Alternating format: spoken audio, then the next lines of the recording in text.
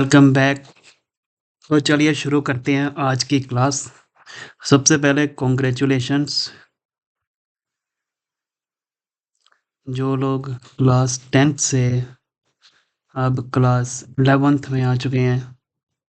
ठीक है, तो आपके लिए ये नया सेशन है, नई क्लास है।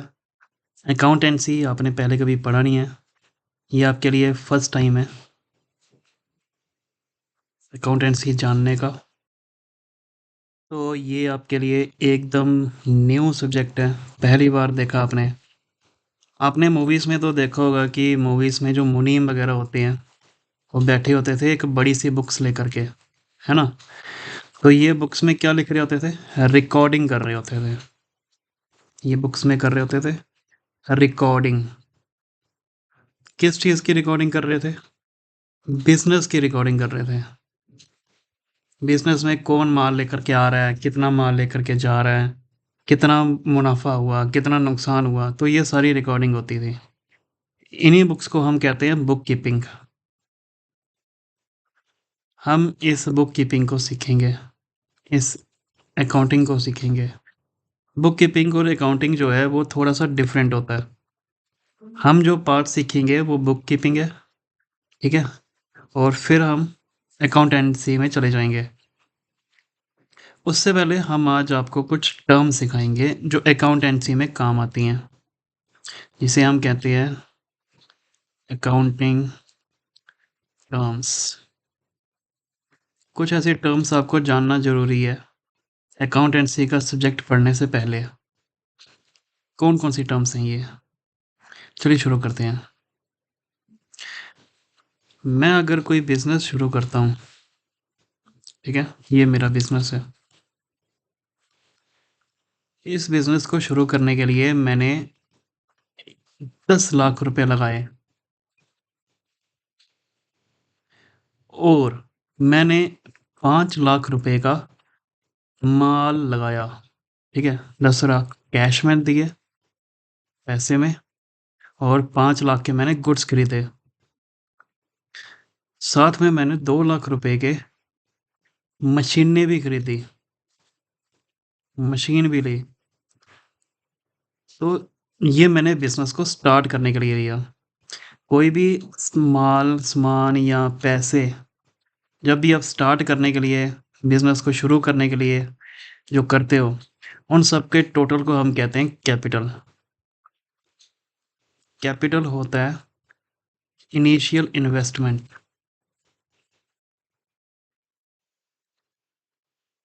कि बिजनेस को शुरू करने के लिए आपने शुरू में कितना इन्वेस्ट किया, कितना पैसा लगाया। तो मैंने 1 लाख लगाया, 5 लाख के गुड्स लगाए, 2 लाख के मशीनें लगाई। तो ये जो मैंने स्टार्ट के लिए जो काम किया, ये आपकी कैपिटल आ गई। ठीक है, इसके बाद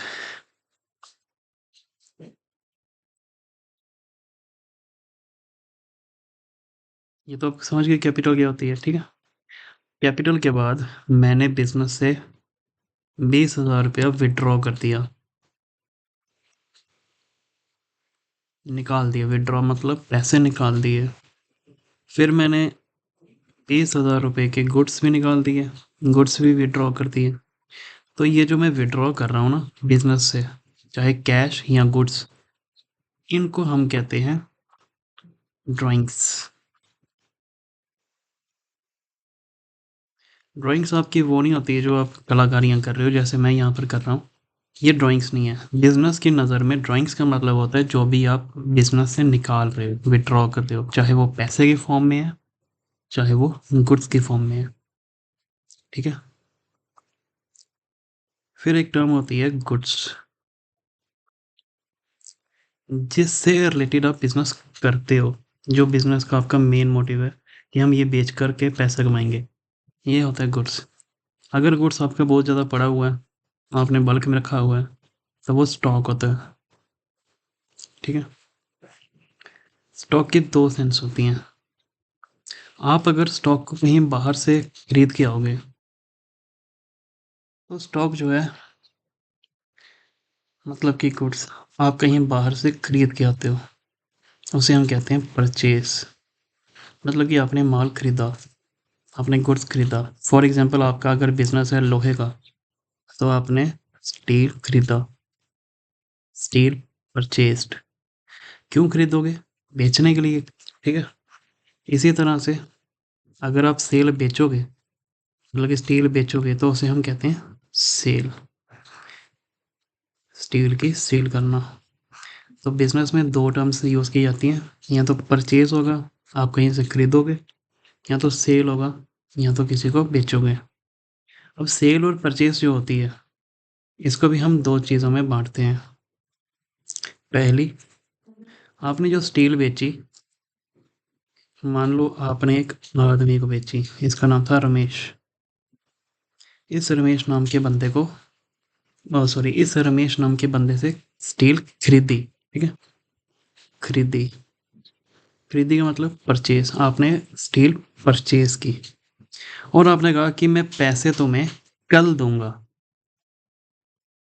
कल पे करूंगा। तो इसको आप कहते हो क्रेडिट परचेज,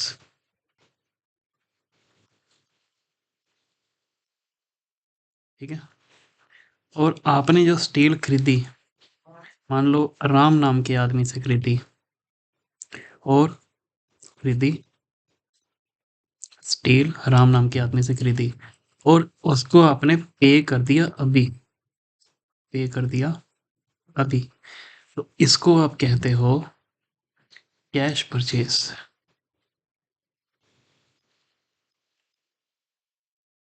ठीक है। तो बिजनेस में जब भी आप कोई चीज़ परचेज कर रहे हो, कोई चीज़ खरीद रहे हो, जो भी गुड्स खरीद रहे हो, ठीक है, या तो वो आप क्रेडिट में खरीदोगे कि मैं तुम्हें कल पे करूँगा, उधार में खरीदोगे, या आप कैश में खरीदोगे कि अभी पे कर रहा हूँ मैं, ठीक है, अभी ले लो पैसे मेरे से। दूसरा, जो सेल होती है वो भी हम दो तरह में डिवाइड करते हैं। आपने सेल की, मान लो एक रवि नाम के आदमी को सेल कर दी, ठीक है। और रवि ने कहा कि मैं तुम्हें पैसे कल दूंगा, मतलब कि पे करूंगा कल। रवि हमें पैसे कल देगा, इसे हम कहते हैं क्रेडिट सेल। और मान लो आपने एक रमेश नाम के आदमी को सेल की, और रमेश नाम के आदमी ने आपको अभी पैसे दे दिए, अभी उसने पैसे दे दिए, तो ये होती है आपकी कैश सेल, ठीक है। जब आपको पैसे मिल जाएं, चाहे वो परचेज हो, चाहे वो सेल हो, अभी पैसे दे दोगे तो कैश सेल, अभी पैसे मिल गए तो कैश परचेज। अगर आपने कोई चीज़ बेची और पैसे आपको कल मिलेंगे, तो वो क्रेडिट सेल है। कल या इन द सेंस आपके 1 साल के बाद कभी भी, लेकिन अभी पेमेंट नहीं मिलेगी, वो आपकी क्रेडिट सेल है। और आप अभी पेमेंट नहीं दे रहे हो, वो आपकी क्रेडिट परचेज है, ठीक है। तो ये सेल और परचेज में आपको डिफरेंस क्लियर हो गया होगा। इसी तरह से आपकी एक और चीज़ होती है, उसे हम कहते हैं लाइबिलिटी।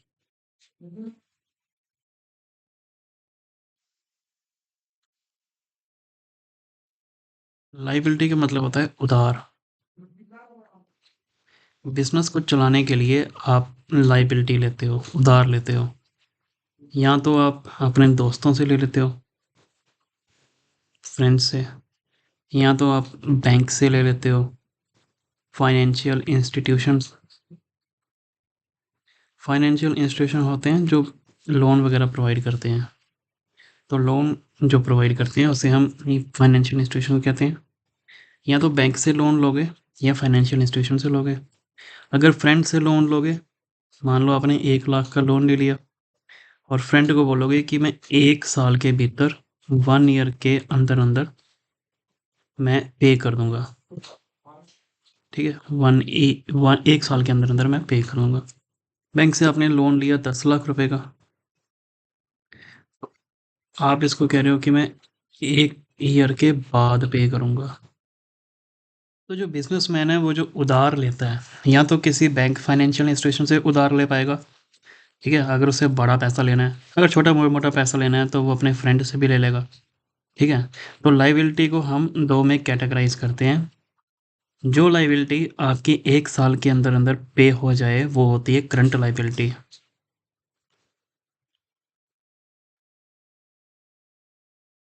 ठीक है? Current liability.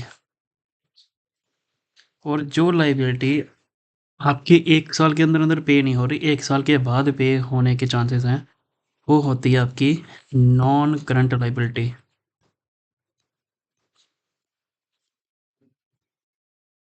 ठीक है? अभी तक आपने कितनी टर्म सीखी, एक बार नज़र मार लेते हैं। पहली टर्म आपने सीखी बिजनेस, इसको आप कहते हैं बिजनेस।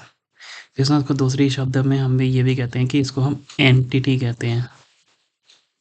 ठीक है? एंटिटी।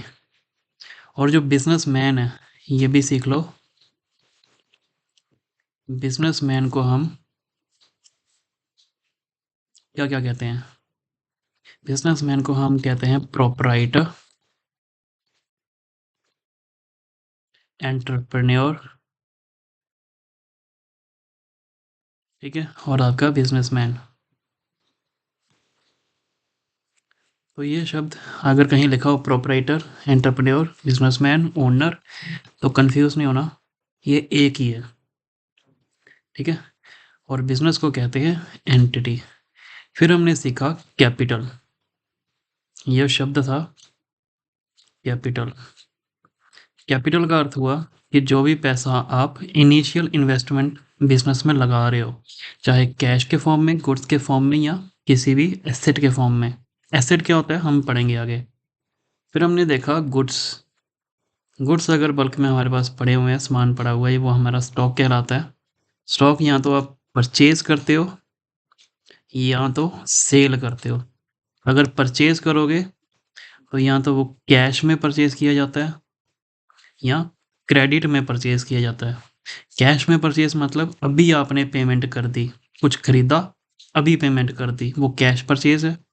कुछ खरीदा, बाद में पेमेंट करूंगा, ये क्रेडिट परचेज है। सेल में भी यही होता है, कोई चीज़ बेची, अभी पेमेंट मिल गई, तो वो कैश सेल है। कोई चीज़ बेची, बाद में पेमेंट मिलेगी, वो क्रेडिट सेल है। ठीक है? इस तरह से हमने लाइबिलिटी का देखा। लाइबिलिटी होती है उधार। ठीक है? एक शब्द याद रखना, ओड टू। ओड टू का मतलब है मैं पे करूंगा। ठीक है? मैंने इसको पे करना है, पे मतलब मेरी जिम्मेदारी है कि उसको पे करना।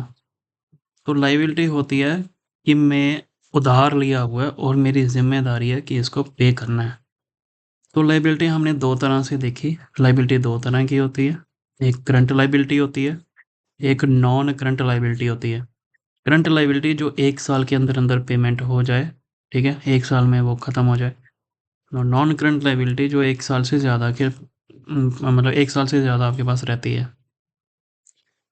इसके बाद आपके पास बिजनेस में कितना पैसा आ गया? 10 लाख ये, 1 लाख ये। ठीक है? आपके पास 10 लाख पैसा आ गया। ये आपने नॉन करंट जो लाइबिलिटी ली हुई है, बैंक से लोन लिया हुआ है, 1 लाख आपने दोस्त से लिया था। आपने शुरू में भी बिजनेस में पैसा लगाया था, कितना लगाया? 10, 5, 2। ठीक है?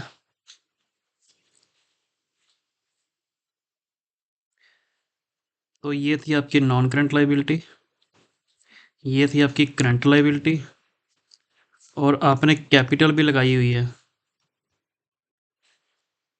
17 लाख की कैपिटल लगाई हुई है। तो आपके पास टोटल कितना पैसा आया बिजनेस चलाने के लिए? ठीक है? आपके पास 28 लाख आया हुआ है। अब 28 लाख का आप क्या करोगे? इस 28 लाख का आप यूज़ करोगे बिजनेस के सामान खरीदने के लिए। कौन कौन से सामान? आपको मशीनरी चाहिए, आपको वो लेनी पड़ेगी। आपको प्लांट लगाने पड़ेंगे, जो फैक्ट्रीज वगैरह होती हैं, बिजनेस चलाने के लिए स्टील की फैक्ट्रीज लगानी पड़ेंगी, स्टील की मशीनरी लगानी पड़ेंगी, आपको कहीं कहीं बिल्डिंग्स लेनी पड़ेंगी ताकि आप अपना बिजनेस कर सको। ठीक है, बिल्डिंग खरीदनी पड़ेगी, लैंड खरीदनी पड़ेगी। तो मान लो ये आपने 10 लाख का लिया, ये आपने 2 लाख का लिया, बिल्डिंग आपने 5 लाख की ली, और ये आपने 11 लाख की लैंड ले ली। कम कर लेते हैं। और 3 लाख की आपने इन्वेस्टमेंट कर दी, कहीं पे इन्वेस्टमेंट कर दी, तो आपका 28 लाख यहाँ पर कंज्यूम हो गया, सारा का सारा। ठीक है, तो ये जो चीज़ें हैं, मशीनरी, प्लांट, बिल्डिंग, लैंड, इनको आप कहते हैं एसेट।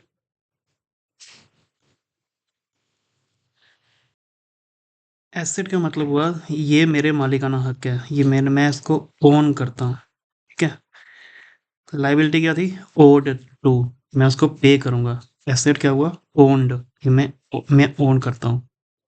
तो ये आपके एसेट्स कहलाए जाते हैं। एसेट मतलब जो भी आपकी चीज़ें मालिकाना हक हैं। तो यहाँ से आपकी एक इक्वेशन बनती है जो आप एक लेसन पढ़ोगे आगे चल करके, उसमें ये कहा जाता है कि जो एसेट्स होते हैं आपके, वो कैपिटल और लाइबिलिटी के बराबर होते हैं। तो मैंने यहाँ पर एक छोटा सा ये करके बता ही दिया कि ये आपकी लाइबिलिटी थी दोनों, और ये आपकी कैपिटल थी। ठीक है, 28 लाख, और आपने 28 लाख के ही क्या खरीदे? एसेट खरीदे। तो ये दोनों बराबर हो गया ना। तो जितने की आपकी लाइबिलिटी और कैपिटल होते हैं, उतने के ही आपके एसेट होते हैं। मतलब जितनी की वैल्यू आपकी लाइबिलिटी की होती है, जितना उधार आप लोगों से लोगे या जितने कैपिटल आप बिजनेस में लगाओगे, उतने ही पैसे के आप अपने एसेट खरीदते हो, और वो अपने बिजनेस में काम चलाने के लिए, बिजनेस में काम करने के लिए लगाते हो। ठीक है, इसी में आपका गुड्स भी आता है। आपके दो जो 2 लाख के गुड्स थे वो भी इसी में आएंगे। तो ये रफ फिगर है, 28 लाख ही होती है, मैंने टोटल नहीं किया। तो आप ये आगे चल करके इस लेसन में पढ़ोगे। जैसे हमने लाइबिलिटी में देखा था कि दो होती हैं, वो करंट लाइबिलिटी और नॉन करंट लाइबिलिटी। एसेट्स को भी हम दो में बाइफरकेट करते हैं। एक होता है करंट एसेट, एक होता है non current asset. Current asset वो एसेट हुए जो एसेट 1 साल के अंदर कैश में कन्वर्ट हो जाते हैं। जैसे कि गुड्स, गुड्स बेचोगे तो आपको पैसे मिलेंगे ना। तो इसी तरह से 1 साल के अंदर जो एसेट आपके कन्वर्ट हो जाते हैं पैसे में, कैश में कन्वर्ट हो जाते हैं, वो आपके करंट एसेट हैं। नॉन करंट एसेट जो 1 साल के अंदर पैसे में कन्वर्ट नहीं होते, उनको समय लगता है। जैसे कि आपने लैंड खरीदी, तो ये तो नहीं है ना कि 1 साल के भीतर वो बेच दी जाएगी। उसको 2-3 साल तो लगेंगे ना बेचने में, पैसे में कन्वर्ट होने में टाइम लगेगा। तो ये जो करंट एसेट हैं, ये रीसेल के लिए किए जाते हैं, यहाँ रीसेल हो जाता है। नॉन करंट में रीसेल नहीं होता। ठीक है, ये शॉर्ट टर्म के लिए होते हैं, ये शॉर्ट टर्म के लिए होते हैं, ये लॉन्ग टर्म के लिए होते हैं। ये आपके पास बिजनेस में लॉन्ग टर्म के लिए रहेंगे, ये शॉर्ट टर्म के लिए रहेंगे। होप आपको ये एसेट का डिफरेंस पता लग गया हो। दो तरह के एसेट हैं, एक आपके करंट एसेट, एक आपके non current asset. Current asset जो 1 साल के अंदर अंदर आपको कैश में कन्वर्ट करके आपको दे दें। नॉन करंट एसेट जिनको टाइम लगेगा, ये शॉर्ट टर्म के लिए होते हैं, ये लॉन्ग टर्म के लिए होते हैं। ठीक है, हमने ऊपर टर्म पढ़ी थी,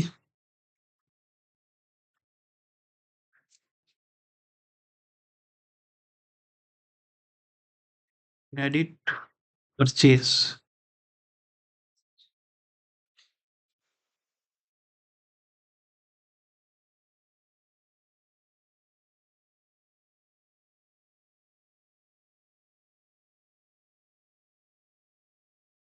फिर क्रेडिट परचेस, और दूसरी हमने पढ़ी थी क्रेडिट सेल।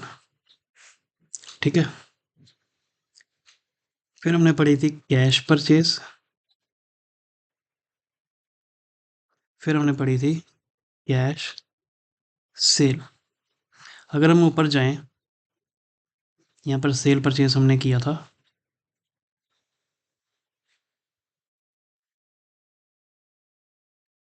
ये आपको याद हो अगर, क्रेडिट सेल, क्रेडिट परचेस।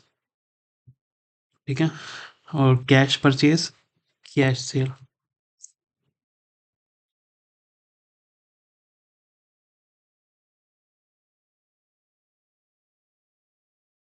देखिए, अगर मैं कोई चीज़ उधार पे खरीद रहा हूँ, है ना, तो वो क्या कहलाएगी? वो कहलाएगी क्रेडिट परचेस। मैंने कोई चीज़ उधार पे खरीदी, तो वो क्रेडिट परचेस कहलाएगी। जैसे मान लो ये ABC है, और ये हूँ मैं। मैंने ABC से क्रेडिट में कोई माल खरीदा। ठीक है, मैंने उसको कहा कि कल पे कर दूंगा, क्रेडिट में खरीदा मैंने। तो जो मैंने इस ABC से माल खरीदा ना, इस बंदे को हम कहते हैं क्रेडिटर। ठीक है। जब भी आप कोई माल क्रेडिट में खरीदोगे किसी बंदे से, वो आपका क्रेडिटर कहलाएगा। ये मैं हूँ, ये ABC है। मैंने ABC से माल खरीदा और उसको कैश दे दिया। ठीक है। तो यहाँ पर बात खत्म हो गई। हम यहाँ पर इसको क्रेडिटर क्यों कह रहे हैं? ताकि हम इसको याद रख सकें। और यहाँ पर तो कैश दे दिया ना, मैंने पैसे दे दिए, बात खत्म हो गई, इसलिए हम इसको याद तक नहीं रखते। हाँ। फिर आते हैं क्रेडिट सेल पे। ये मैं हूँ, और मैंने राम नाम के आदमी को कुछ बेचा, सेल की, क्रेडिट में सेल की। इसने कहा कि मैं तुम्हें पैसे कल दे दूंगा। तो जबकि ये मुझे पैसे कल देगा, तो इसको याद रखने के लिए हम इसे कहते हैं कि ये कौन है हमारा। जैसे वो क्रेडिटर था, इसे हम कहते हैं डेटर। ठीक है। यहाँ पर कुछ भी ऐसा नहीं होता। तो अपने दो चीज़ें याद रखनी है। जब भी आप क्रेडिट में सेल करोगे, जिसको सेल किया जा रहा है उसको डेटर बोलते हैं। और जब आप क्रेडिट परचेज करोगे, जिसको बेचा जा रहा है, उसे क्रेडिटर कहते हैं।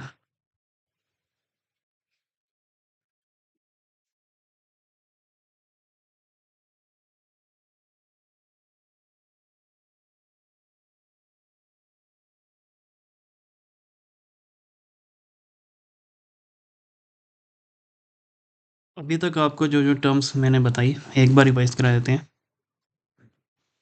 पहले हमने पढ़ी थी कैपिटल। कैपिटल क्या हुआ? कैपिटल हुआ इनिशियल इन्वेस्टमेंट। बिजनेस स्टार्ट करने के लिए जो आप स्टार्टिंग में इनिशियल इन्वेस्टमेंट लगाते हो, उसे कैपिटल कहते हो।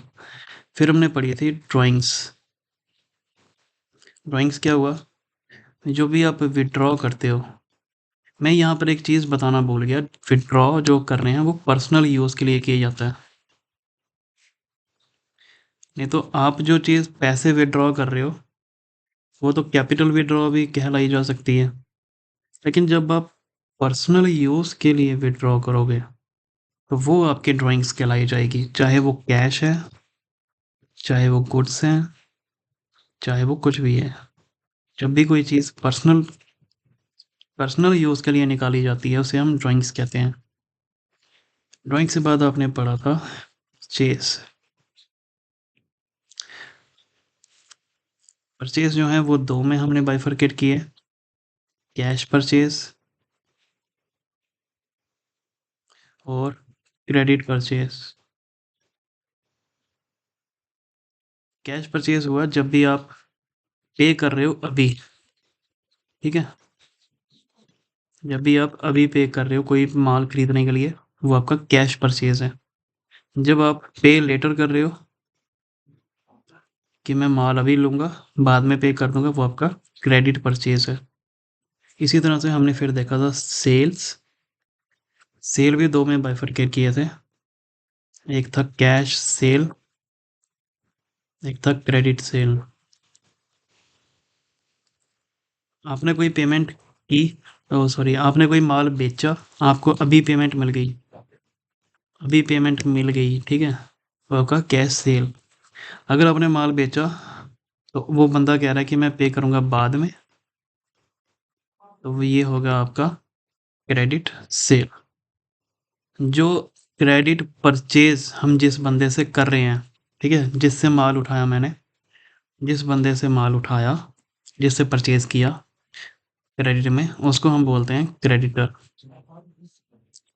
और यहाँ पर जिसको हमने माल बेचा क्रेडिट में, माल बेचा क्रेडिट में, वो हो गया आपका डेटर, ठीक है? तो ये टर्म्स थी जो हमने आज पढ़ी। दो दो टर्म्स और हम लिखना भूल गए। एक थी लाइबिलिटी।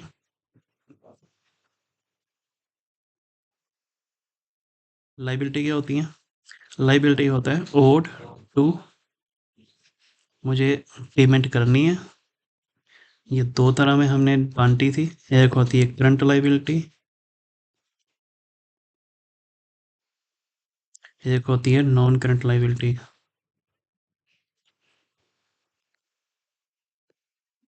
करंट लाइबिलिटी मैं 1 साल के अंदर अंदर पे कर लूँगा, ख़त्म हो जाएगी वो। और जिसको 1 साल से ज़्यादा लगेगा, वो नॉन करंट लाइबिलिटी आएगी आपकी। फिर आते हैं आपके एसेट्स।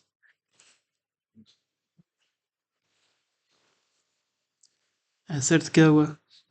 एसेट्स होते हैं जो चीज़ें मेरी ओन्ड है। हमारा ये लीगली ओनरशिप है, मेरा इस पे मालिकाना हक है लीगली। तो ये भी हमारे दो तरह के होते हैं, करंट एसेट और current non current asset. Non current asset वो हुए जो लॉन्ग टर्म के लिए हमारे पास रहते हैं, 1 ईयर से ज़्यादा या 1 ईयर से कम कैश में कन्वर्ट हो जाते हैं, ठीक है? कैश में जल्दी कन्वर्ट हो जाते हैं। ये कैश में जल्दी कन्वर्ट नहीं होते, इनको टाइम लगता है। अब एसेट्स में भी हम और चीज़ें देख लेते हैं, करंट एसेट में क्या क्या होता है। करंट एसेट में आता है आपका कैश बैलेंस, आपका बैंक बैलेंस, आपके जितने भी डेटर्स हैं, आपका स्टॉक, ये सारा आता है आपका करंट एसेट के अंदर। अब आते हैं नॉन करंट एसेट में क्या क्या आता है।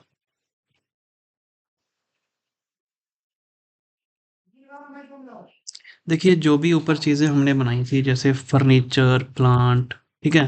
वो सारा कहलाया जाता है fixed asset. Non current asset में एक आता है फिक्स्ड एसेट और दूसरा आता है इन्वेस्टमेंट्स, ठीक है? फिक्स्ड एसेट भी दो में बाइफरकेट किए जाते हैं, एक होता है टेंजिबल एसेट, एक होता है इनटेंजिबल एसेट।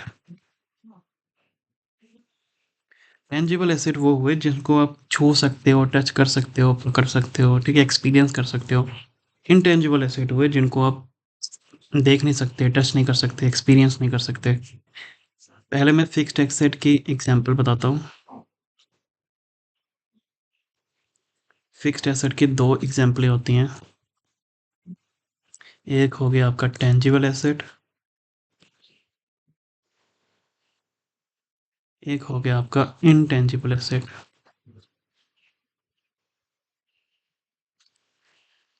टेंजिबल एसेट में आते हैं आपके फर्नीचर, प्लांट, मशीनरी, ठीक है। और इनटेंजिबल एसेट में आते हैं, यहाँ पर लैंड भी डाल देते हैं। इनटेंजिबल एसेट में आते हैं आपके patent, software, trademark, copyright. Copyright का तो पता होगा आपको, जैसे यूट्यूब में वीडियोस बनाते हैं तो कॉपीराइट आ जाता है। कॉपीराइट मतलब ये मेरा हक है, मैं ये मेरा एसेट है जो भी मैं वीडियोस बना रहा हूँ। ट्रेडमार्क और पेटेंट ये थोड़ा थोड़ा थोड़ा सेम है। पेटेंट समझ लो मैंने कोई दवाई बनाई और उसका फार्मूला मैंने 25 साल के लिए लीगली अपने पास से रख लिया कि ये जो फार्मूला है मैं दूसरे कंपनीज को बेच सकता हूँ और मुनाफा कमा सकता हूँ। लेकिन दूसरी कंपनीज जो हैं वो ये फार्मूला बनाएगी नहीं, ये सिर्फ मैं बनाऊंगा। ठीक है, ये दवाई सिर्फ मैं बनाऊंगा, दूसरी कंपनीज बेच सकती हैं मेरे से लेकर के। तो ये आपका पेटेंट है। तो ये थे आपके एसेट, टेंजिबल, इंटेंजिबल और नॉन करंट एसेट। इस तरह से लाइबिलिटीज का भी होता है, नॉन करंट लाइबिलिटीज और करंट लाइबिलिटीज। इसको भी दिखा देते हैं। पहले देखते हैं करंट लाइबिलिटी। ये वो लाइबिलिटी हैं जो 1 साल के अंदर अंदर खत्म हो सकती हैं। इसमें आता है आपका पहला क्रेडिटर। ये क्रेडिटर वही जिससे आपने माल लिया हुआ है या जिससे आपने पैसे लिए हुए हैं, या कोई आपने लोन लिया हुआ है जो कहा हुआ है कि 1 साल के अंदर मैं इसको खत्म कर दूंगा, बेच मतलब कि वापस कर दूंगा। फिर आता है आपका नॉन करंट लाइबिलिटी। इसमें आता है आपका बैंक लोन। कोई बड़ा सा लोन लिया हुआ है और वो कहा हुआ है कि 1 साल के बाद मैं इसे चुकाऊंगा, 5 साल तक या 10 साल तक। इसमें करंट लाइबिलिटी में आपका ओवरड्राफ्ट भी आता है।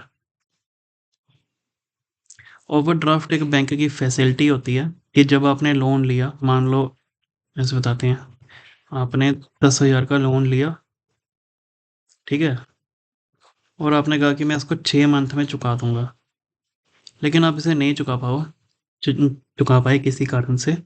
आपने बैंक ने आपके बैंक ने क्या किया, एक और लोन दे दिया, लोन के ऊपर लोन दे दिया। वो आपका ओवरड्राफ्ट फैसिलिटी होती है। तो होप आपको ये चीज़ें समझ आई हो। आज मैंने काफ़ी कम चीज़ें बताई हैं, इसकी और भी बहुत सारी चीज़ें हैं, ये इसको मैं 3 वीडियोस में डालूंगा। आज ये फर्स्ट वीडियोस है। तो जो भी आपने पढ़ा उसको एक बार रिवाइज करा देता हूँ नोट्स से, जो मैंने नोट्स बनाए हैं वहाँ से दिखा देता हूँ।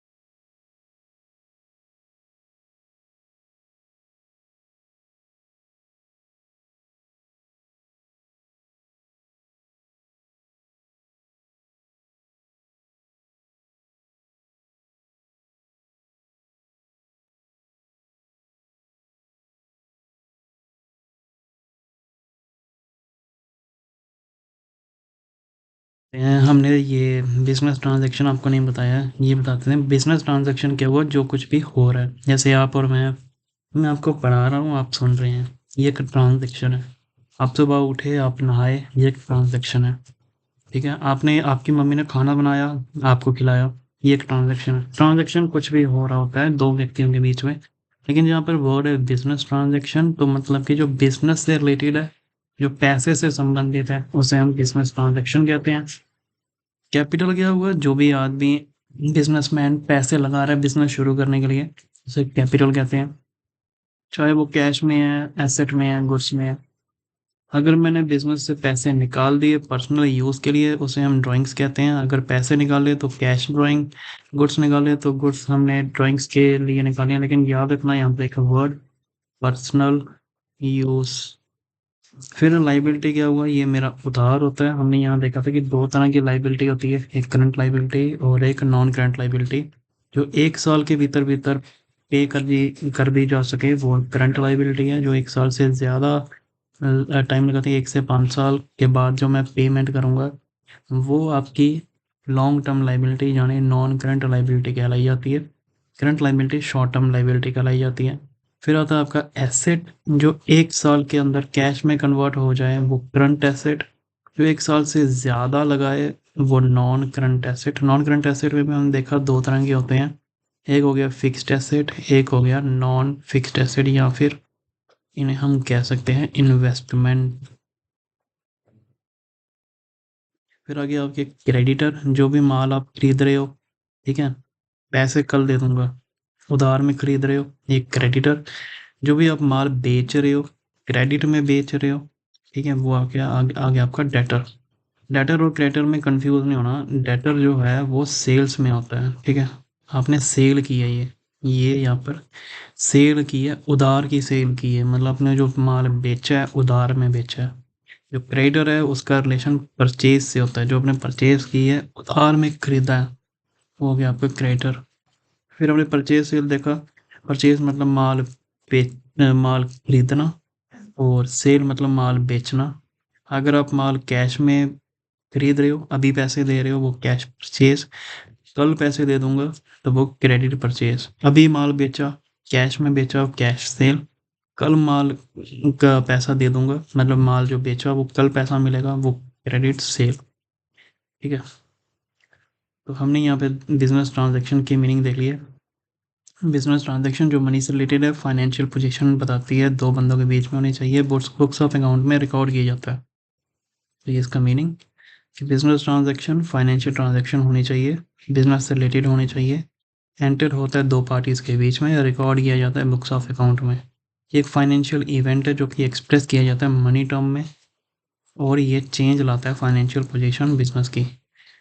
तो इसमें इन्वॉल्व होते हैं transfer of exchange of goods. तो हमने यहाँ पर और देखा कि ट्रांजैक्शंस जो हैं वो दो तरह की होती हैं, क्रेडिट ट्रांजैक्शन, एक होती है कैश ट्रांजैक्शन। क्रेडिट ट्रांजैक्शन हुई कि आप पेमेंट कल करोगे, पे लेटर। कैश ट्रांजैक्शन आपने अभी इमीडिएटली पे कर दिया, कैश ट्रांजैक्शन।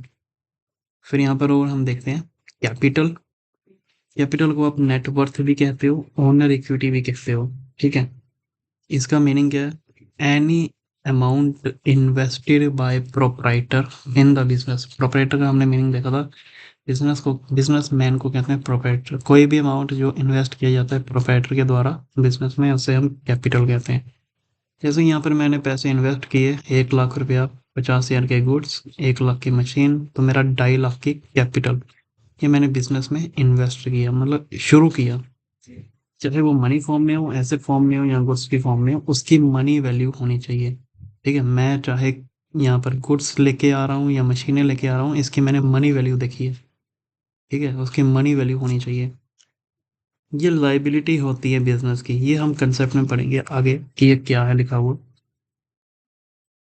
तो कैपिटल क्या हुआ, capital is the amount invested by the proprietor in the business. It may be in the form of money, asset या गुड्स हैविंग मॉनेटरी वैल्यू। ये लाइबिलिटी होती है बिजनेस के लिए toward the proprietor. Business entity concept ये हम पढ़ेंगे आगे। अगर आप कैपिटल को विड्रॉ करोगे, कैपिटल मतलब कैपिटल से पैसे निकालोगे, तो कैपिटल कम हो जाएगी, रिड्यूस हो जाएगी। अगर फर्दर इन्वेस्टमेंट करोगे और पैसा डालोगे तो कैपिटल इंक्रीज हो जाएगी। ये तो सीधी सी बात है ना। आप शुरू में 10 लाख रुपए लेकर के आए, 10 लाख से आपने 1 लाख निकाल दिया, कितना बचा, 9 लाख। तो ये रिड्यूस हो गई। 10 लाख में आपने 1 लाख ऐड कर दिया, कितना हो, 11 लाख, इंक्रीज हो गई। फिर ड्राइंग्स कोई भी अमाउंट है जो विड्रॉ किया जाता है, चाहे वो गुड्स हो या फिर पैसा हो, प्रॉपर राइटर के द्वारा पर्सनल यूज़ के लिए, ठीक है। पर्सनल यूज़ के लिए जो भी पैसा निकाला जा रहा है वो ड्राइंग्स कहलाई जाती है। ड्राइंग्स रिड्यूस करती है आपकी कैपिटल को। जैसे कि मैंने ये इन्वेस्ट किया था पैसा 1,50,000 और 1 लाख, मैंने यहाँ पर पैसे निकाल दिए, 2,000 का कैश निकाला, 1,000 का गुड्स निकाला, 5,000 के एसेट निकाले। तो मैंने जो भी ये निकाला पर्सनल यूज़ के लिए निकाला, तो मेरी 8,000 की ड्राइंग्स हो गई। तो ये जो मैं पैसे निकाल रहा हूँ ये हमारी कैपिटल को भी कम करता है। फिर हमने पढ़ा था लाइबिलिटी। लाइबिलिटी का मैंने एक शब्द बताया था, ओड। ये याद रखना है, ओड का मतलब होता है पेबल, मैंने देना है, मैं पैसा दूंगा, मेरी रिस्पॉन्सिबिलिटी है। तो अमाउंट जो ओड किया जाता है बिजनेस के द्वारा, इट मीन्स अमाउंट ओड या पेबल बाय बिजनेस, जो बिजनेस पे करेगा। लाइबिलिटी हमने दो तरह से देखी, एक होती है नॉन करंट लाइबिलिटी, एक होती है current liability. Non current liability कौन सी हुई? जो 1 साल से भी ज़्यादा पीरियड उसको लगता है पे करने के लिए, payable after the period more than 1 year. और जिसको पे करने में 1 साल से भी कम का टाइम लगता है, पेबल विद इन ईयर, वो करंट लाइबिलिटी। ये रहने दो अभी, ये भी समझ नहीं आएगा, internal liability external liability. Asset, asset क्या होता है? फ्यूचर इकोनॉमिक बेनिफिट कहते हैं इसको। इसको legal right owned by businessman भी कहते हैं, और इकोनॉमिक रिसोर्स ऑफ बिजनेस भी कहते हैं। मतलब कि हमारे ये बिजनेस के रिसोर्सेज हैं। रिसोर्सेज क्या होते हैं? ये हमारी कीमती चीज़ें, जैसे गोल्ड हो गया ना, गोल्ड हमारे लिए, हिंदुस्तान के लिए क्या है? रिसोर्स है। तो ये हमारा रिसोर्स है, रिसोर्स, ठीक है। ये फ्यूचर में इकोनॉमिक बेनिफिट देते हैं। अगर हम फर्नीचर को बेच दें तो हमें पैसा मिलेगा ना, तो ये फ्यूचर इकोनॉमिक बेनिफिट देते हैं। हमारा फर्नीचर पे लीगल राइट है, तो इसलिए हम इसे लीगल राइट ओन्ड भी कहते हैं। ये दो तरह में होते हैं, एक नॉन करंट एसेट, एक होते हैं current asset. Non current asset resale के लिए किए जाते हैं, करंट एसेट कन्वर्ट किए जाते हैं कैश में easily with in the 1 year. ये इजीली 1 ईयर में कन्वर्ट नहीं होते, ये लॉन्ग टर्म के लिए होते हैं। ये दो तरह के होते हैं, फिक्स्ड एसेट और नॉन करंट इन्वेस्टमेंट। हमने देखा था फिक्स्ड एसेट कौन से हुए, लैंड, बिल्डिंग, पेटेंट। ये टेंजिबल भी होते हैं और इनटेंजिबल भी होते हैं। टेंजिबल जिसकी फिजिकल एग्जिस्टेंस है, इनटेंजिबल जिसकी फिजिकल एग्जिस्टेंस नहीं है। आइए पढ़ते हैं आगे। एसेट क्या हुआ? कोई भी ऐसी प्रॉपर्टी या लीगल राइट जो ओन्ड किया जाता है बिजनेस के द्वारा, जिसकी मनी वैल्यू होती है अटैच्ड। ये इनेबल करता है फर्म को कि कैश मिल जाएगा फ्यूचर में, अगर बेचोगे तो फ्यूचर में कैश मिल जाएगा। तो नॉन करंट एसेट कौन से हुए? जो कि रीसेल के लिए नहीं होते। Those asset which are held by business long term period के लिए, रीसेल के लिए नहीं होते हैं ये या तो इन्वेस्टमेंट होती है, फिक्स्ड एसेट होती है। फिक्स्ड एसेट हमने देखे दो तरह के होते हैं, एक टेंजिबल, एक इनटेंजिबल। टेंजिबल एसेट वो हुए जिसकी कोई फिजिकल एग्जिस्टेंस होती है, जिसे टच से ही एक्सपीरियंस कर सकते हैं। इनटेंजिबल जिसकी कोई फिजिकल एग्जिस्टेंस नहीं होती, जिसे टच से ही एक्सपीरियंस नहीं कर सकते। फिर करंट एसेट जो कन्वर्ट कर जाते हैं पैसे में शॉर्ट पीरियड में, 1 साल के अंदर अंदर। फिर हमने ये चीज़ देखी, ये शब्द याद रखना, कैपिटल जो ओन किया जाता है, एसेट लीगल राइट होते हैं, लाइबिलिटी ओड टू जो पेबल होते हैं बिजनेस के द्वारा। Asset legal right, capital owned, liability owed to. अगर आप कैश विड्रॉ करोगे बिजनेस से, पर्सनल यूज़ के लिए किया तो ड्राइंग्स, अगर पर्सनल यूज़ के लिए नहीं किया तो withdraw of capital. Goods withdraw किए तो पर्सनल यूज़ के लिए किया तो ड्राइंग्स, नहीं पर्सनल यूज़ के लिए किया तो स्टॉक रेडियो। फिर हमने देखा था क्रेडिट परचेज और कैश परचेज। परचेज होता है कि कोई चीज़ खरीदना, associated with purchase of goods. आपने कोई चीज़ खरीदी, गुड्स खरीदे, वो परचेज है। ये कैश क्रेडिट परचेज दोनों में आती है। कैश परचेज अगर आप कैश में गुड खरीदोगे, क्रेडिट परचेज अगर आप क्रेडिट में गुड खरीदोगे। एक और चीज़ होती है, ये टर्म है परचेज रिटर्न। आपने कोई गुड्स खरीदे, आपको अच्छे नहीं लगे, डिफेक्टेड माल मिला, आपने उसको वापस दे दिया। आप ये हो, ये एक आराम आदमी है, आपने आराम से परचेज किया था 5,000 रुपये का माल, माल जो था वो डिफेक्टेड था, आपने आराम को रिटर्न कर दिया, तो इसे कहते हैं परचेज रिटर्न। फिर आते हैं सेल्स। जब भी कोई गुड्स एसोसिएटेड होते हैं सेल ऑफ गुड्स के साथ, वो आपकी सेल्स होती हैं। सेल दो दो तरह की होती हैं, या तो कैश में या तो क्रेडिट में, और इसी तरह से सेल रिटर्न भी एक टर्म आती है बीच में। फिर लास्ट की टर्म्स क्रेडिटर और डेटर। क्रेडिटर क्या हुआ, डेटर क्या हुआ? ये एक बिजनेस है, शाम ने परचेज किया आराम से 1 लाख रुपए का माल, और कहा कि मैं पे करूंगा 3 मंथ के बाद। तो जो राम है, ठीक है, राम शाम के लिए कौन है? क्रेडिटर। लेकिन श्याम राम के लिए कौन है? डेटर। समझ आई? आप अगर माल खरीद रहे हो क्रेडिट में, ये क्रेडिट में माल खरीद रहे हो ना, तो ये कौन हुआ? क्रेडिटर। ये राम माल बेच रहा है, किसको? शाम को। तो शाम इसके लिए क्या हुआ? डेटर। तो ये टर्म सेल्स क्रेडिटर और डेटर। फिर एक टर्म आती है ट्रेड रिसीवेबल। ये आप आगे चल के पढ़ोगे कि बिल पेबल या बिल रिसीवेबल क्या होता है। ट्रेड रिसीवेबल हुआ कि डेटर और बिल पेबल दोनों मिला करके। ट्रेड पेबल हुआ क्रेडिटर और बिल पेबल दोनों मिला करके। ये हम आगे पढ़ेंगे। तो आज के लिए इतना ही रखते हैं। तो ये एक डेमो क्लास थी। अगर आपको अच्छी लगी हो तो आप शेयर कीजिए, सब्सक्राइब कीजिए, लाइक कीजिएगा।